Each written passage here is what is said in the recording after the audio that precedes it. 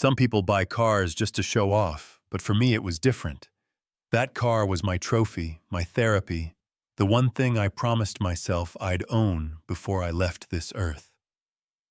After years of grinding, saving, and sacrificing, I finally rolled into my driveway with a custom matte black McLaren.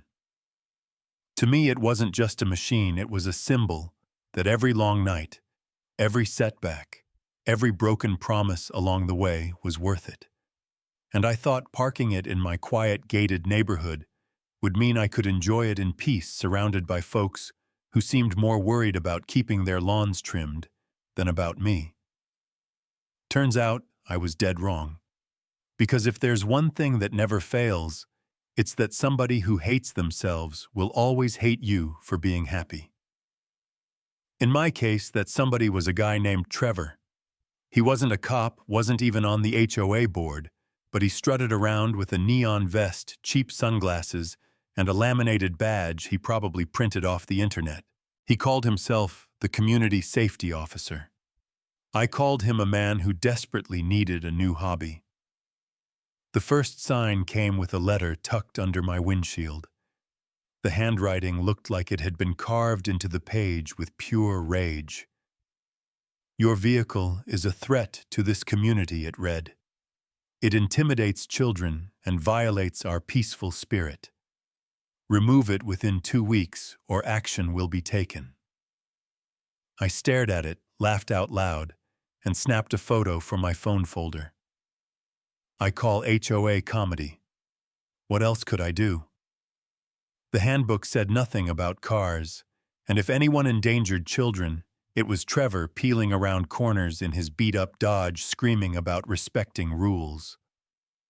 2 weeks later, I stepped outside with a cup of coffee in hand, sun hitting just right, and then I froze.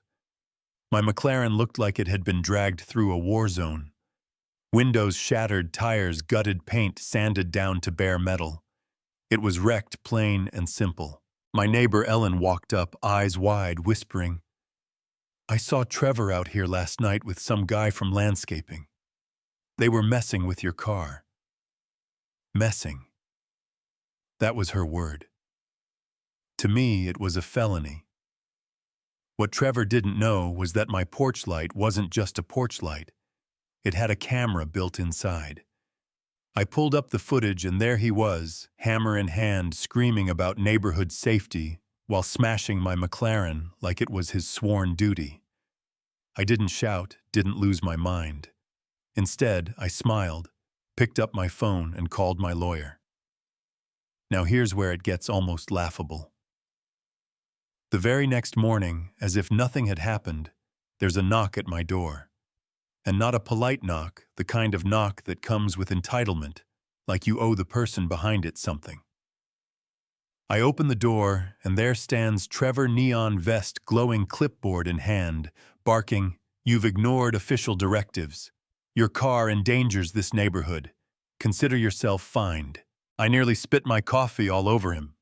Fined by who, I asked. "You're not law enforcement, and the handbook doesn't even mention my car."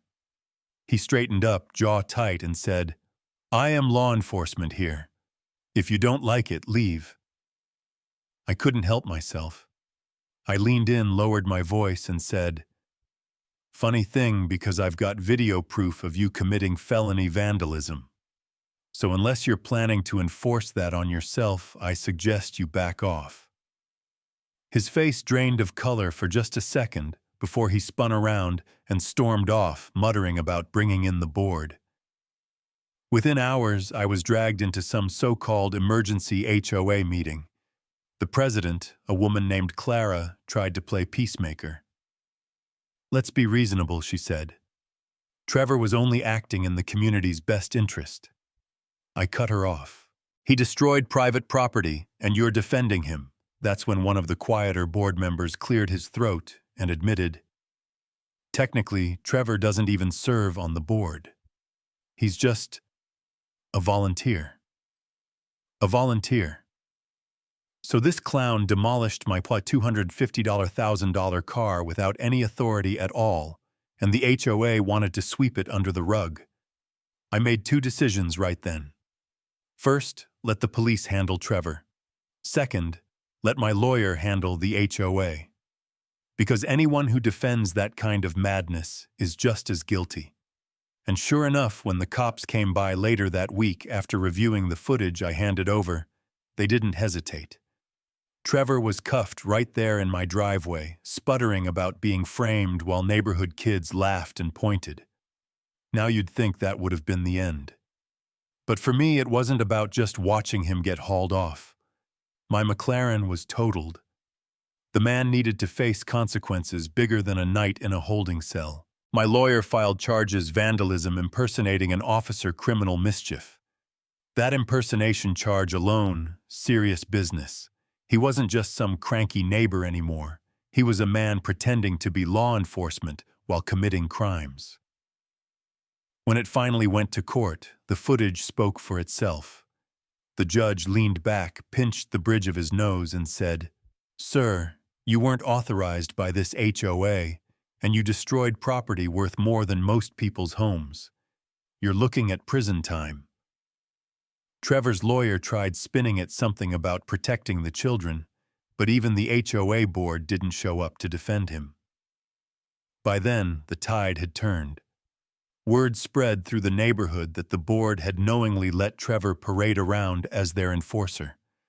A petition went around, and within weeks the entire board was dissolved. Trevor. He wasn't just convicted, he was bankrupted.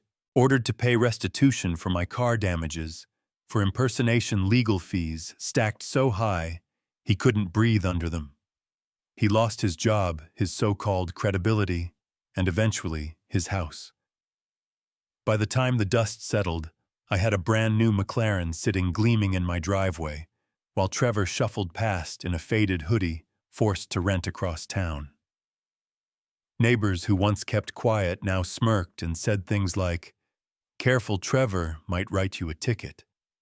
And me, I didn't even have to lift a finger anymore.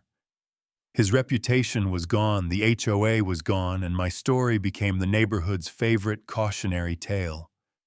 I'd stand on my porch with a coffee watching the sun hit my car just right, and think about how a man convinced himself he was untouchable with a fake badge and a vest.